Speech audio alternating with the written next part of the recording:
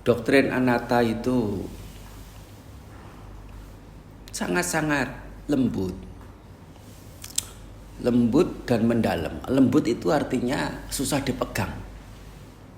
Dan dalam dirogoh pun enggak, itu sulit untuk bisa nyampe. Tahu dirogoh ya? Termasuk apa ya? Satu filosofi tentang anatta ini yang untuk ilmu pengetahuan sepanjang zaman itu baru sekian puluh tahun dunia ilmiah itu bisa menguak lewat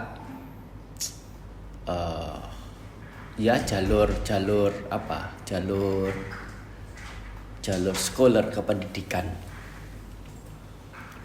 Bagaimanapun itu juga tidak terkembangkan karena alasan tertentu yang semacam ada konspirasi untuk tidak dikembangkan, begitulah keberadaan dunia subatomik yang pada dasarnya itu nggak ada satu entitas atau keberadaan apa yang sifatnya betul-betul yang punya sifat ciri sedemikian itu dan keberadaannya kekal abadi. Itu Atta. Ilmuwan sekian ya 100 tahun lah kira-kira itu ya terkecoh dengan kata atom atau unsur. Unsur ini dianggap satu entitas terkecil yang sudah tidak bisa dibelah lagi karena adalah entitas terkecil yang tidak bisa dibelah lagi karena pada waktu itu mengertinya atom itu sudah yang paling kecil. Mereka cara pandangnya itu dunia adalah materi. Nah, begitu. Dan materi terkecil itu adalah atom itu. Dan itulah sehingga sebutannya menjadi atom. Apa itu atom? Atom itu atman atau oto atau auto. Artinya ya diri itu. Otomobil, mobil artinya gerak oto sendiri. Jadi nggak usah digeledek. Otomatik, oto sendiri. Matik itu tahu. Otomatik artinya tahu sendiri, jadi bukan manual. Itu dari asal usul dari bahasa yang sama, mirip-mirip. Ya ada atta itu, atta, oto, auto sama. Nah, salah satunya itu ya atom dari satu dialek yang lain, atma. Atma, ma-nya biasanya, a-nya itu biasanya hilang, atom menjadi atom.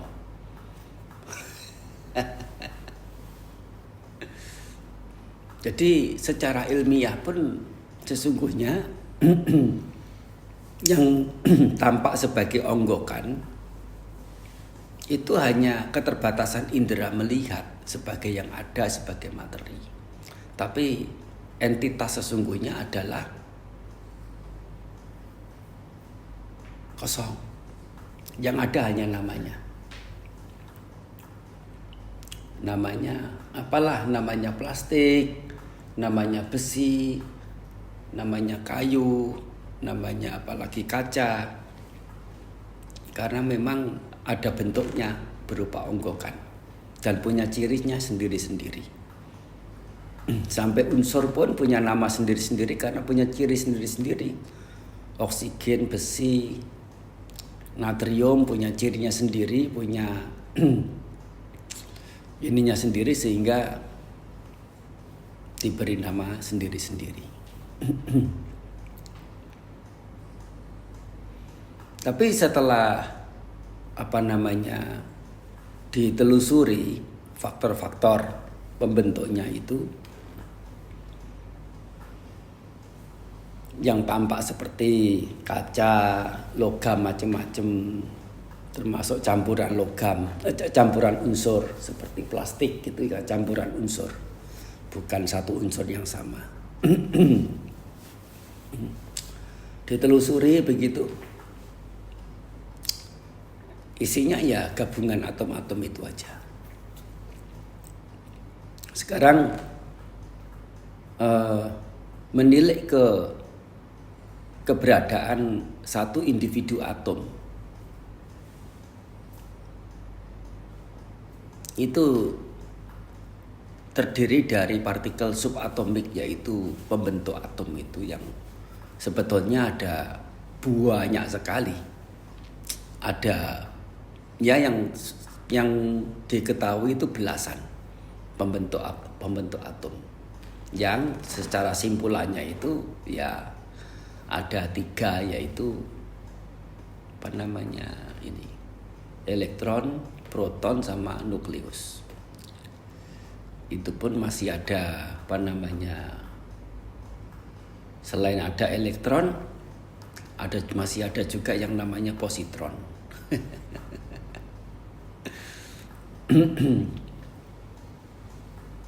Dan masih ada banyak hal yang lain yang ilmuwan sampai sekarang ini belum mendapatkan kesimpulan yang pasti. Oleh karena hukum perubahan dari keberadaan energi menjadi materi itu ternyata mengandungi banyak sekali faktor, sekaligus memberikan banyak sekali kemungkinan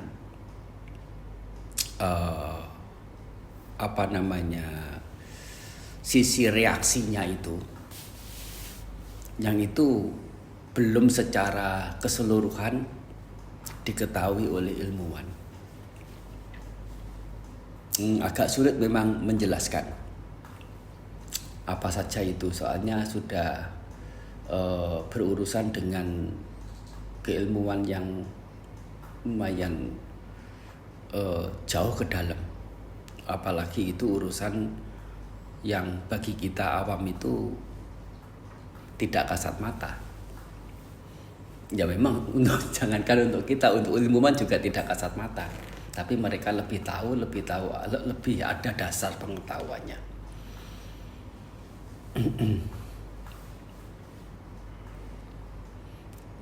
Tapi ditarik dari sisi doktrin umumnya, mereka bisa menyimpulkan bahwasanya materi itu hanya ilusi. Kalau materi sebagai ilusi, kita melihat sesuatu sebagai materi, sesungguhnya kita sedang berada dalam ilusi. Betul enggak? Hanya permasalahannya itu karena kita masih bersinggungan, bahkan masih membutuhkan, bahkan masih melekati yang namanya bentuk untuk keperluan keseharian dalam indrawi, sehingga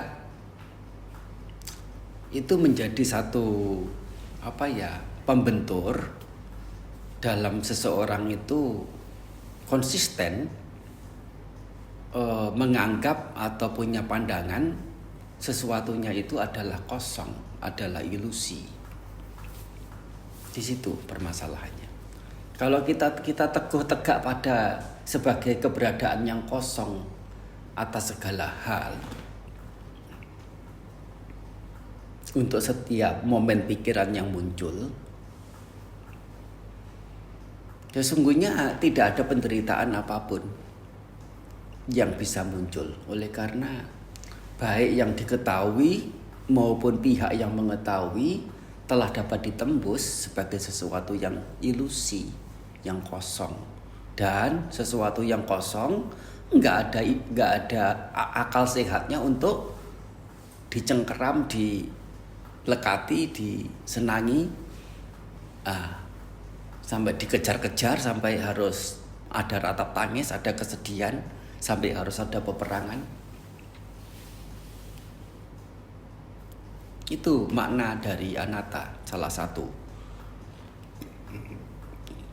Dengan mengerti anatta sebagai yang kosong begitu, tahu sebagai yang kosong, dasar apa untuk melekati sesuatu yang kosong? Sosok yang melekati pun sesungguhnya juga kosong. Melekati demi siapa? Ini meditasi. Kalau pengertian ini diulang terus,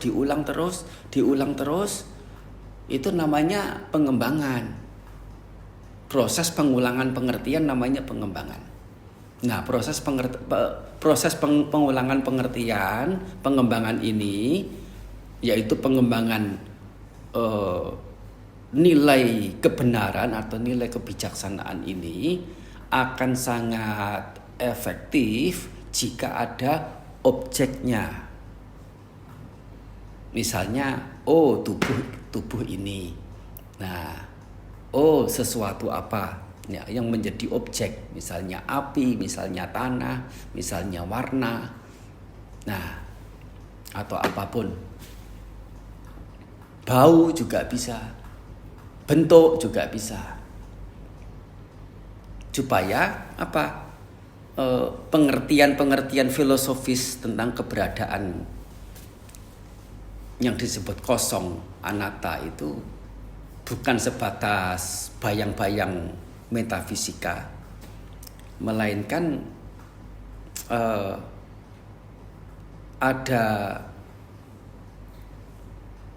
bantuan berupa objek ini untuk betul-betul merealisasi betul enggak objek ini keberadaannya itu anatta, tidak ada diri, kosong, ilusi.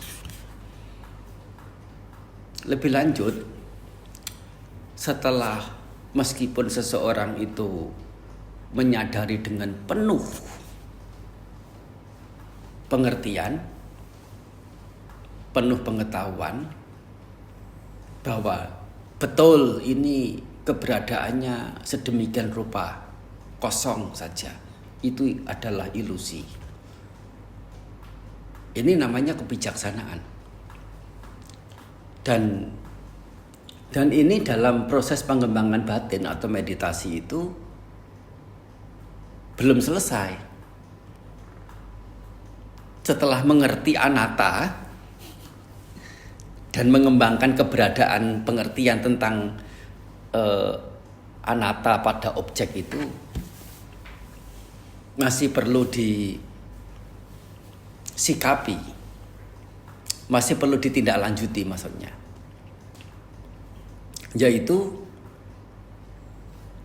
setelah mengerti objek apapun yang diangkat dalam pengembangan batin, dengan mengertinya sebagai yang anatta, tidak ada diri itu, setelah bisa menembusnya sebagai yang anatta, sikap batin bagaimana yang mesti ditunjukkan atau dipegang setelah mengerti sesuatu itu sebagai yang anatta. Itu yang menjadi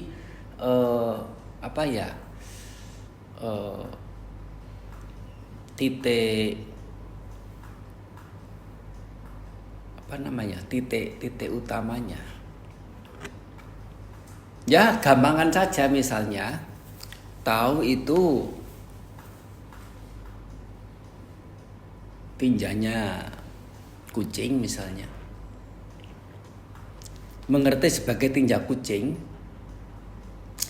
bukan hanya kebencian saja yang muncul. Tahu sebagai yang kotor tidak selesai. Selesainya adalah menghindar dari tinja kucing itu. Betul ya? Nah, tidak hanya tahu itu kotor setelah itu diam begitu aja, tahu kotor tetap bersama dengannya. Tidak. Menghindar. Dan menghindar itu adalah satu step yang sangat-sangat menentukan. Demikian pula mengerti objek sebagai yang anatta. Setelah mengerti, tidak stay di dalamnya sana dan apalagi sampai menikmati, tapi ada tindakan, ada keputusan, yaitu menghindar. Saat menghindar itulah yang namanya magga muncul. Proses penghindaran dari objek karena dimengerti sebagai yang kosong, apanya juga yang mau dilekati.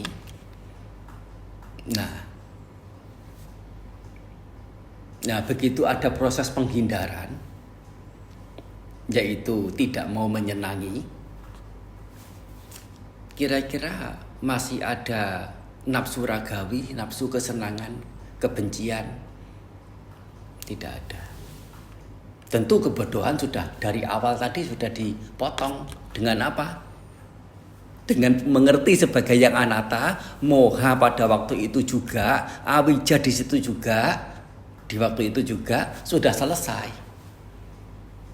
Mohanya dulu yang dipotong, baru kemudian konsekuensi dari moha yang terpotong itu tidak ada daya atau tidak ada tempat bagi nafsu ragawi atau kebencian yang dalam istilah dhamanya itu abhijja domanasa untuk muncul.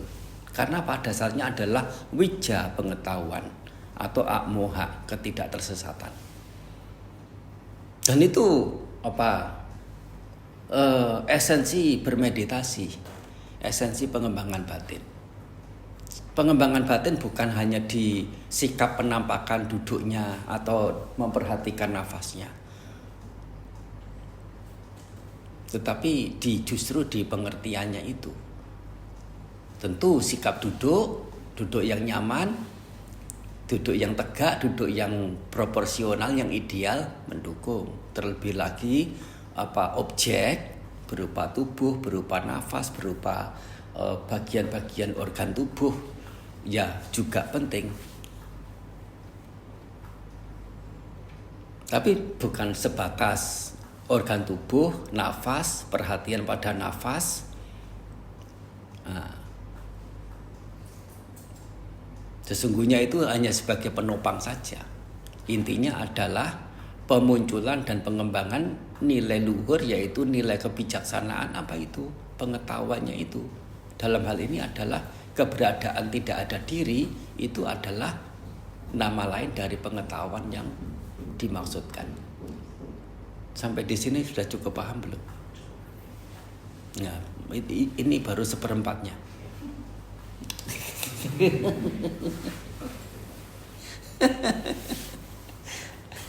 Anumodana ya.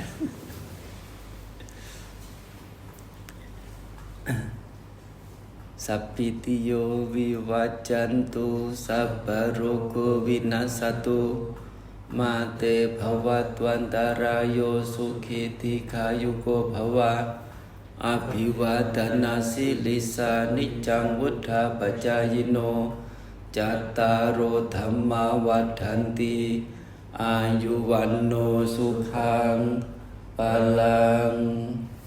Sadhu, sadhu.